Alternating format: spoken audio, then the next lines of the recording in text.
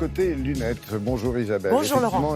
Vous allez nous parler d'un réseau d'opticiens qui propose maintenant désormais un service à domicile. C'est plutôt utile pour les personnes âgées, mais pas que. En tout cas, celles qui ont du mal à se déplacer, en général, les personnes isolées. Hein. Oui, c'est ça. Puis ça fait quand même pas mal de monde. On a quand même en France 6 millions de personnes qui ont plus de 80 ans. Certaines ont du mal à marcher. D'autres sont dépendantes. Elles ont toutes généralement besoin de lunettes. Et puis, en dehors de cette clientèle, on a aussi des personnes plus jeunes qui, pour des raisons de santé ou de handicap, ont du mal aussi à se déplacer. Donc, pour satisfaire ces nouvelles attentes, parce que nous aurons de plus en plus de seniors, eh bien, on a un réseau d'opticiens qui développe un service de prestation à domicile. C'est quand même bien pratique. Alors, on s'est demandé s'il s'agissait exactement du même type de prestation qu'en magasin. Oui. Est-ce que c'est plus cher ? La réponse est non. Parce que comme le choix aussi. Oui, dans le choix, évidemment, c'est contraignant pour l'opticien parce qu'il doit venir avec beaucoup de matériel. Mais pour le client, c'est quand même un confort. Nous nous sommes rendus chez un monsieur qui a 95 ans, qui, je trouve, quand même, a une super pêche et qui a accepté de nous recevoir. Regardez.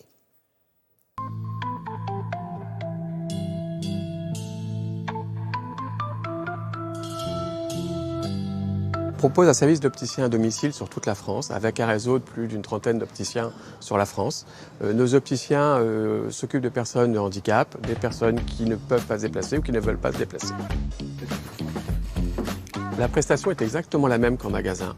On peut faire un choix de monture, un choix de verre, un examen de la correction. Bonjour Monsieur Schaeffer, Vous allez bien ? Oui, ça va bien. Il suffit juste de nous appeler et on se déplace sous une semaine avec les mêmes services et les mêmes garanties.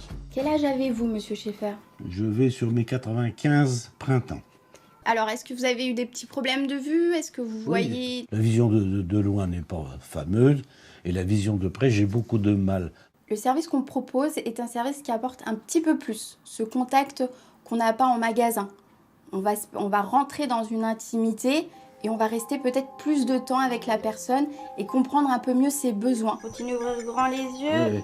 Super, c'est parfait. Oui. On va regarder la nouvelle correction, si elle vous convient ou pas. J'ai beaucoup apprécié surtout la retouche qui a été faite après coup sur la branche. C'est pas quelque chose qu'on obtient facilement quand on a déjà fait l'acquisition de lunettes et qu'on se rend compte qu'il y a quand même une petite gêne. Allez-y, Monsieur Schaeffer, vous allez me dire les lettres que vous arrivez à voir. Alors, Zédu, donc ça a été parfaitement bien fait. Et puis, je suis resté les fesses sur la chaise. Hein. Et je dirais même, il y avait l'amabilité en plus et le sourire. Voilà.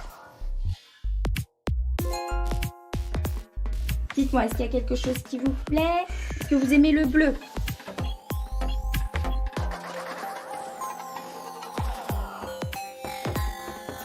Une monture bleue. Ça, c'est bleu. La première fois de ma vie. Ça me rend peut-être le visage plus avenant. Ce service est exactement au même prix qu'en magasin. Le client sera remboursé de sa mutuelle et de la sécurité sociale de la même façon qu'en magasin. Et pour nous, le service de transport est gratuit. C'est-à-dire que le client ne paye pas le déplacement. Au revoir, Monsieur Schaeffer, à la prochaine. Au revoir. C'est vrai que ça ne change rien côté remboursement et mutuelle en particulier, Non, Isabelle ? parce que ces opticiens diplômés se déplacent sur prescription médicale et ils ont des accords avec des réseaux de mutuelles. Donc pour le client, le patient, plutôt le client, ça ne change pas grand-chose et surtout ça ne change pas les prix.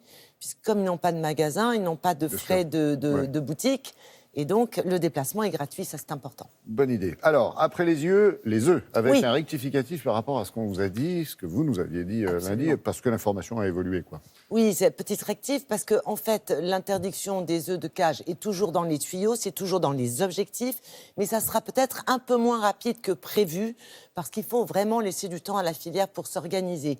La filière a déjà dû investir d'énormes frais pour agrandir les cages, solution qui n'est pas forcément très efficace, puisque les poules ne peuvent toujours pas étendre les ailes.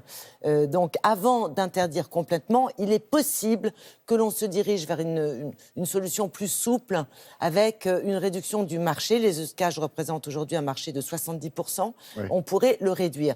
Quoi qu'il en soit, cette loi sera discutée à partir du 22 mai à l'Assemblée, donc on est complètement dans l'actualité et on sait d'ores et déjà qu'un certain nombre d'enseignes de distribution se sont engagées à boycotter les œufs de cage à partir de 2022 ou 2025. Ah, 2022, vous avez remarqué avec le jeu de mots en plus. Merci beaucoup Isabelle.